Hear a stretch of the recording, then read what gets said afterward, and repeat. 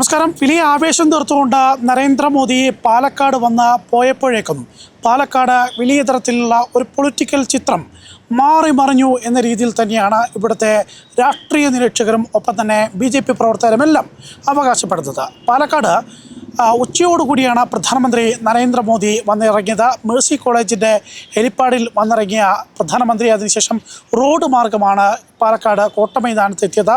ഉച്ച സമയത്ത് വലിയ ഒരു കാലാവസ്ഥ, അതായത് ചൂടുള്ള കാലാവസ്ഥ ആയിരുന്നിട്ട് കൂടി അവിടേക്ക് കുട്ടികളും സ്ത്രീകളും യുവാക്കളും ഉൾപ്പെടെ വലിയ തരത്തിലുള്ള ഒരു ജനസംഖ്യ അവിടത്തേക്ക് എത്തിക്കയായിരുന്നു.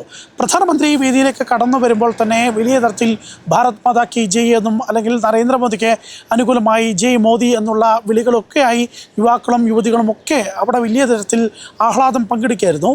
ഈ നരേന്ദ്രമോദി വേദിയിലേക്ക് വന്നതിൻ്റെ തൊട്ടു പിന്നാലെ തന്നെ നരേന്ദ്രമോദിയെ വിവിധ സംഘടനകൾക്ക് വേണ്ടിയും അല്ലെങ്കിൽ വിവിധ ഘടകങ്ങൾക്ക് വേണ്ടി വിവിധ നേതാക്കൾ ഹാരാർപ്പണം ചെയ്തു. ശോഭാ സുരേന്ദ്രനും C കൃഷ്ണകുമാറും ഉൾപ്പെടെയുള്ളവരും ഹാരാർപ്പണം ചെയ്തു. അതിന് തൊട്ടു പിന്നാലെ അവിടെ ശോഭാ സുരേന്ദ്രൻ ഈ ഒരു യോഗത്തെ അഭിസംബോധന ചെയ്തുകൊണ്ട് സംസാരിച്ചു. ശോഭാ സുരേന്ദ്രൻ അഭിസംബോധന ചെയ്ത് സംസാരിക്കുന്ന ഘട്ടത്തിൽ ശോഭാ സുരേന്ദ്രന് പാലക്കാട് ജില്ലയിൽ എത്രത്തോളം ജനങ്ങൾക്കിടയിൽ സ്വാധീനമുണ്ടോ ആ സ്വാധീനം തെളിയിക്കുന്ന തരത്തിലേക്കായിരുന്നു ശോഭാ സുരേന്ദ്രൻ പ്രസംഗിക്കുന്ന സമയത്തുള്ള ജനങ്ങളുടെ ഇടയിലുള്ള ആരവം.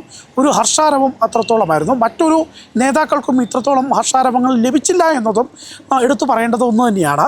എന്നാലും ശോഭാ സുരേന്ദ്രൻ പ്രസംഗത്തിന് തൊട്ട് മുന്നിൽ മറ്റു നേതാക്കളും പ്രസംഗിച്ചതിന് ശേഷം പ്രധാനമന്ത്രി നരേന്ദ്രമോദി സംസാരിച്ചു.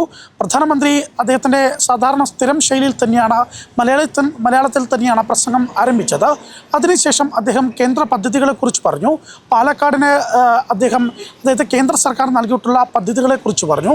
അതിനോടൊപ്പം തന്നെ ദേശീയ ഹൈവേയുടെ വികസനം, അതോടൊപ്പം തന്നെ പാലക്കാട് IIT, അതോടൊപ്പം തന്നെ പാലക്കാട് സ്മാർട്ട് ഇൻഡസ്ട്രിയൽ സിറ്റിയായി മാറിയെന്നും അങ്ങനെ തുടങ്ങിയ കാര്യങ്ങളെല്ലാം തന്നെ, അതായത് കേരളത്തിന് വേണ്ടി ഈ പാലക്കാടിന് വേണ്ടി കേന്ദ്ര സർക്കാർ എന്തൊക്കെയാണോ ചെയ്തിട്ടുള്ളത് ആ കാര്യങ്ങളെല്ലാം തന്നെ ഒന്നൊന്നായി എടുത്തു പറയുന്നതായിരുന്നു പ്രധാനമന്ത്രിയുടെ പാലക്കാട്ടെ പ്രസംഗം.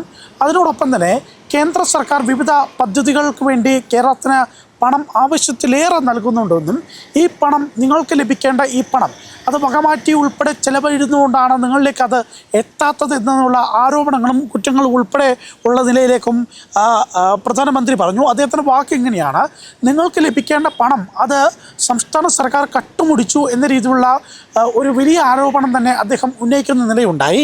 ഇതിനുശേഷം അദ്ദേഹം വികസന കാര്യങ്ങൾ എല്ലാം തന്നെ എടുത്തു പറയുകയാണ്. മാത്രമല്ല അദ്ദേഹം ഈ കോൺഗ്രസിൻ്റെ കാലത്തെ അഴിമതികളെക്കുറിച്ചും കോൺഗ്രസിൻ്റെ കാലത്തെ അഴിമതികൾ അതെങ്ങനെയാണ് ഇന്ത്യയുടെ കാലത്ത് ഇല്ലാതായതിനെക്കുറിച്ചുമെല്ലാം തന്നെ അദ്ദേഹം വിശദീകരിച്ചു. മാത്രമല്ല ഇപ്പോഴത്തെ പശ്ചിമേഷ്യൻ യുദ്ധത്തെക്കുറിച്ചും ആ യുദ്ധത്തിൻ്റെ സാഹചര്യത്തിൽ ഭാരതം ആ വിഷയങ്ങളിലെല്ലാം തന്നെ എങ്ങനെയാണ് ഇടപെടുന്നതിനെക്കുറിച്ചും ഈ ഭാരതം ഈ മറ്റ് രാജ്യങ്ങളിലെ യുദ്ധം ഭീതി നിലനിൽക്കുന്ന രാജ്യങ്ങളിലുള്ള ആളുകൾക്ക് എങ്ങനെയൊക്കെയാണ് സ്വാധീനമാകുന്നതിനെക്കുറിച്ചും ഭാരതത്തിലെ ഈ പെട്രോളിയം ഡീസൽ ഉൽപ്പന്നങ്ങളുടെ വിലകയറ്റം പിടിച്ചു നിർത്തുന്ന ഇത് തരത്തിനെക്കുറിച്ചും അങ്ങനെ വിവിധ വിഷയങ്ങളെക്കുറിച്ചെല്ലാം തന്നെ അദ്ദേഹം സംസാരിക്കും.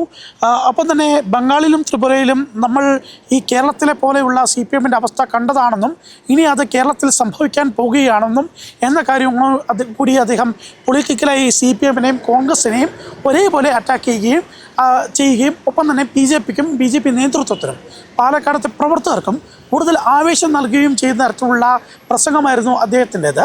എന്തായാലും അദ്ദേഹത്തിൻ്റെ സ്ഥിരം ശൈലിയിൽ തന്നെ വന്ദേ മാതരം പ്രവർത്തകരെ കൊണ്ട് വിളിപ്പിച്ചുകൊണ്ട് മുഴക്കിക്കൊണ്ട് തന്നെയാണ് അദ്ദേഹത്തിൻ്റെ പ്രസംഗം അവസാനിച്ചത്.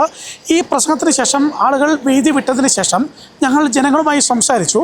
ജനങ്ങളുമായി സംസാരിക്കുന്ന ഘട്ടത്തിൽ അവർക്കെല്ലാം തന്നെ വലിയ ആവേശമാണ്. പലരും പ്രധാനമന്ത്രിയെ കണ്ടതിൻ്റെ ഒരു വലിയ ആവേശം നമ്മളോട് പങ്കുവച്ചു. പ്രത്യേകിച്ച് യുവാക്കളും സ്ത്രീകളും കുട്ടികളും ഉൾപ്പെടെയുള്ള ആൾക്കാർ ഉച്ചസമയമാണ്, ഭക്ഷണം കഴിക്കാൻ പറ്റിയിട്ടില്ല, അതിൻ്റെ എല്ലാം ക്ഷീണവും ആലസ്യവും ഒക്കെ ഉണ്ടെങ്കിൽ കൂടിയും ആ ഒരു ആലസ്യവും ക്ഷീണവും എല്ലാം തന്നെ മാറ്റിവെച്ചുകൊണ്ട് പ്രധാനമന്ത്രി കണ്ടതിൻ്റെ ഒരു ആവേശം, ആ ആവേശം കൃത്യമായി തന്നെ അത് നമ്മളോട് പങ്കുവെക്കുന്ന നിലയാണ് ഉണ്ടായിരുന്നത്.